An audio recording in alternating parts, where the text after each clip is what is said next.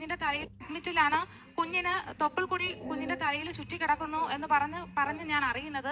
വളരെയധികം സങ്കടപ്പെട്ട് ഞാൻ കരഞ്ഞുകൊണ്ട് പ്രാർത്ഥിച്ചുകൊണ്ടിരുന്നു. പ്രാർത്ഥിക്കുന്ന സമയത്ത് ഡെയിലി ബ്രെഡ് എപ്പോഴും കണ്ടിന്യൂസ് കാണുമായിരുന്നു.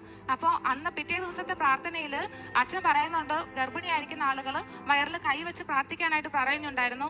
ഞാൻ വയറിൽ കൈവച്ച് അമ്മ മാതാവ് എൻ്റെ കുഞ്ഞിനൊരു ആപത്ത് കൂടാതെ എനിക്ക് തരണേ എന്ന് പറഞ്ഞ് മാതാവിൻ്റെ ഈ കാശ് രൂപവും വിശുദ്ധ തൈലവും വയറിൽ പുരട്ടിക്കൊണ്ട് വച്ചുകൊണ്ട് ഞാൻ അമ്മ ഉടമ്പടിയിലാണ്, അമ്മയാണ് എനിക്ക് കൂട്ടി നിൽക്കുന്നത്. ഞങ്ങൾ രണ്ടുപേരും കരഞ്ഞുകൊണ്ട് പ്രാർത്ഥിച്ചു. പിറ്റേ ദിവസം, അതായത് അന്ന് വരെ തൊപ്പിൾ കൂടി ചുറ്റിയിരിക്കുന്നു, അതിൻ്റെതായിട്ടുള്ള ട്രീറ്റ്മെന്റ് ആണ് അവർ ചെയ്തുകൊണ്ടിരുന്നത്. പിറ്റേ ദിവസം ആയപ്പോഴത്തേക്കും കുഴപ്പമൊന്നുമില്ല, അതായത് എനിക്ക് സിസേറിയൻ ചെയ്യണം, തൊപ്പിൾ കൂടി ചുറ്റിയിരിക്കുന്നു എന്ന് പറഞ്ഞ ഡോക്ടർ തന്നെ കുഴപ്പമില്ല, നമുക്ക് ഡിസ്ചാർജ് ചെയ്യാമെന്ന് പറഞ്ഞു. ഡിസ്ചാർജ് ചെയ്ത് പിറ്റേ ദിവസം തന്നെ ഡിസ്ചാർജ് ചെയ്യുന്നു. എങ്കിലും നമുക്ക് സിസേറിയൻ തന്നെയായിരിക്കും മിക്കവാറും പോകുന്നത്. കാരണം HP കൂടിയും കുറഞ്ഞു നിൽക്കുന്ന കാരണം രണ്ടുപേരെ കൊണ്ട് ബ്ലഡ് അറേഞ്ച് ചെയ്യണം എന്നെല്ലാം പറഞ്ഞു. അങ്ങനെ ഞങ്ങൾ ഓൾറെഡി ബ്ലഡൊക്കെ അറേഞ്ച് ചെയ്ത് വെച്ചായിരുന്നു.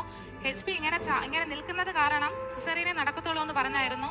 ഞാൻ വീട്ടിൽ വന്ന് 2-ന്റെ അന്ന് എനിക്ക് വീണ്ടും ഡെയിലി ബ്ലഡ് കൂടുന്ന സമയത്ത് അച്ഛൻ ഉദരഫലത്തിലെ കുഞ്ഞുങ്ങളെ അനുഗ്രഹിക്കുന്നു.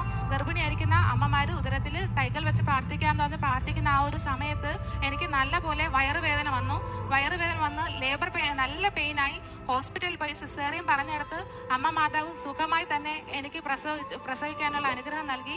എൻ്റെ കുഞ്ഞാണ്, സുഖപ്രസവത്തിലൂടെ എനിക്ക് മാതാവ് നൽകിയ കുഞ്ഞാണ്.